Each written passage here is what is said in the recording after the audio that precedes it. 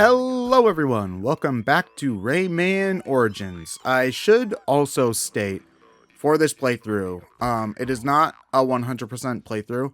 I'm getting as many of the Electoons as I get along the way. I did try to go for all the hidden ones, but I did miss a handful. I do sometimes miss, like, the 350 Electoon trophy or whatever.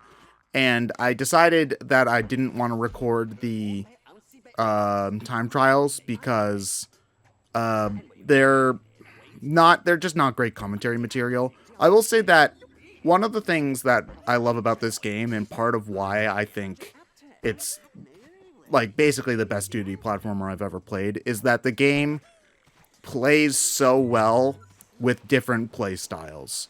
You can play the really slow and methodical, I'm going to find every lum in every Electoon and be super meticulous kind of play style, and the game allows you to play the I'm going to speedrun this level to the best of my ability and shave off milliseconds play style. And they both work and both are really fun. And the level feels completely different under both of those contexts, and they are all good. Like, I don't think there's a single bad level in this whole game. I can't think of one off the top of my head. Anyway, and I don't think I can say that about any other 2D platformer I've ever played. Like, off the top of my head, I don't think so. This game's just great. There's so much about Rayman Origins that I just think is really, really good. And I remember playing this for the first time and finally understanding, like, this game came out around the same time as I think Donkey Kong Country Returns. And I just remember playing this and being like, why is everybody talking about Donkey Kong and nobody's talking about Rayman? That was, like, the main thought in my head when that game came out. I'll tell you where people were talking about Rayman. It's not a positive thing, but it kept coming up all the time when people were shit-talking Sonic 4's graphics design. Oh, yeah. I mean, Sonic... That's Sonic right, they were 4 making comparisons. You don't need to compare to Rayman Origins to see Sonic 4's problems. I mean...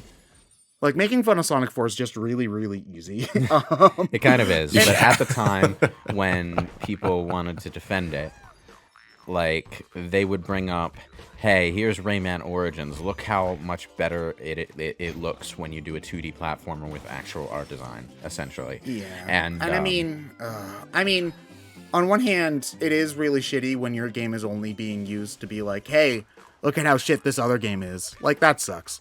On the other hand, imagine if Sega did release a Sonic game that looked like this, or Nintendo did a 2D Mario. Well, it would have to look simpler than this, but only because, like, when stuff is going by your face so fast, the more detailed it is, the more visually convoluted it gets. So they couldn't really. Yeah, then you're just an Unreal Engine 4 fan game. Yeah. That has no sense of I scope. mean, Nintendo did do one level that looked like this. That stupid painting level in Mario U that they put in every trailer and then never used for anything else.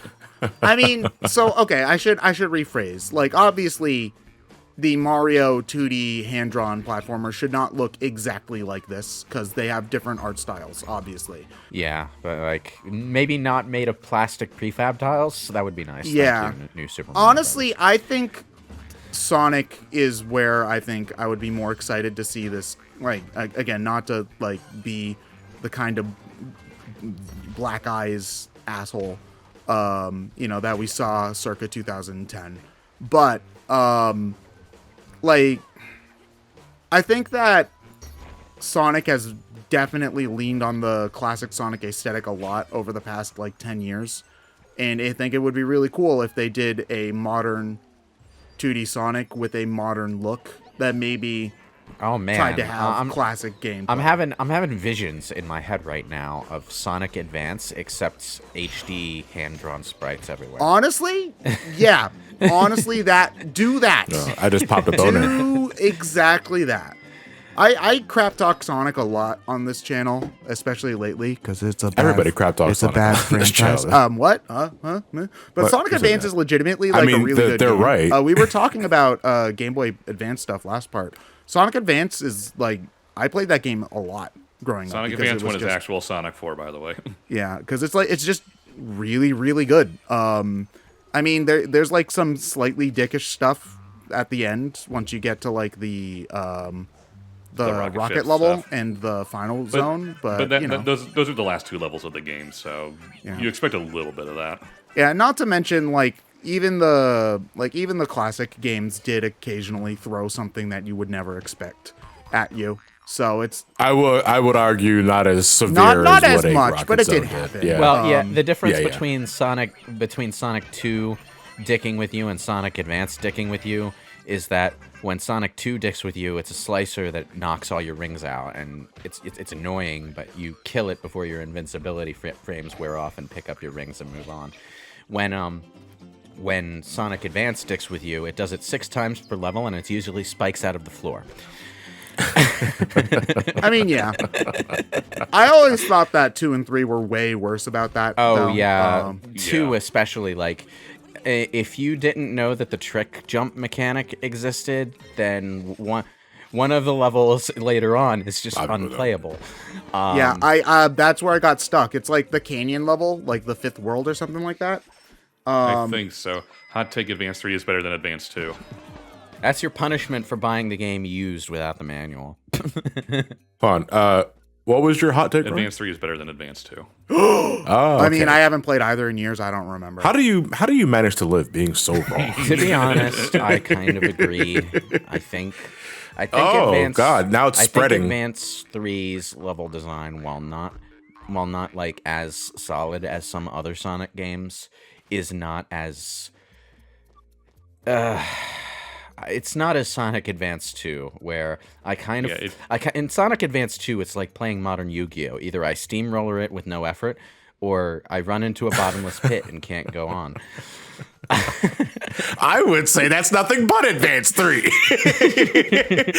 like this is weird because this is just more instead of the finally the Advance games. I can't believe I'm going to be the odd man out for Advance 2. I mean, it's kind of The other thing I just like about Advance 3 that I know a lot of people aren't so big on is I like the partner mechanic. I like Also, poor Rayman. I like experimenting around 2 with it. parts in, we're already Sonic's already hijacked the commentary. Well, unfortunately Like- for Rayman, all of his side characters play the same, so there's no. Should have done rabbits. Well, besides the rabbits, yes. I mean, if you want to talk about Rayman shitty friends, he has a fat toad, he has a bunch of dickheads who constantly get in your way, and rabbits. So. Rayman's kinda the only good guy here. not Oh, no, he- necessarily he- true. he has the Are fairy we girl talking from two. about Rayman, or are we talking about Star Fox? There's also Viking chick from Legends, whose name I Oh, can't right, remember. Barbara, I think. her Barbara, name was. yeah, and her design's like actually like really cool. She's the Blaze of the franchise. And there's also the weird girl from Rayman 2 as well. Yeah, the Fae girl, I think her name was. Yeah. Ah. Yeah, it's like it's weird though because like Rayman 2 introduces a bunch of friends for Rayman like actually out of nowhere. And like Rayman's like been friends with them the entire time. Rayman 2 is interesting because it was definitely trying to have a serious story, and it pulled it off for the most part. Like, Not that there was no humor in Rayman 2, but it definitely was darker than your average platformer at the time. yeah, it kind of feels in a bit of a way like Jak 2 before Jak 2, where yeah, you start out in a prison even and have to escape. Yeah, it's like it's definitely not as like grim, but there is a lot of dark humor. Like one he of the eats the best lum. jokes in the game is eating like one of the collectible lums, and then the entire lum count for the game goes down from 1,000 to 999, which Yeah. is just like really funny, but also very morbid. It's that kind of humor. Yeah, I remember that. That was fun. I think there actually is a way to get that final lum, though. I believe it's a secret. I've never played that far, so I'm going off of like stuff I've read on Wikipedia, and fan wikis and stuff like that. Well, that cutscene shows up in every review of Rayman 2 you'll ever see. So Yeah. It's I played the PS2 version of the game. I remember not loving the hub world, but I also don't know if I would like having just a level map more. I don't know. It depends on which version you're playing with a level map, because like don't play the PS1 version like ever. It's missing like half the levels.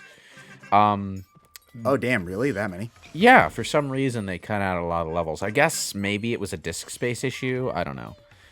But well, they should have. Well, I mean, they filled it up with all the voice acting. Oh, yeah. Yeah, I would have. I mean, voice acting's great, and I know that that's one of the things about the PS1 people loved, but it takes up a lot of space. I would have rather had the rest of the levels of the game. Yeah, and at that point, like, it's better to play the PS2 version because it has the voice acting. It might not have the same voice acting. I'm not sure. No, they have different voice acting for no discernible reason whatsoever. Yeah, but it has voice acting, is my point. And, you know. But, man, Rayman 2 is so good.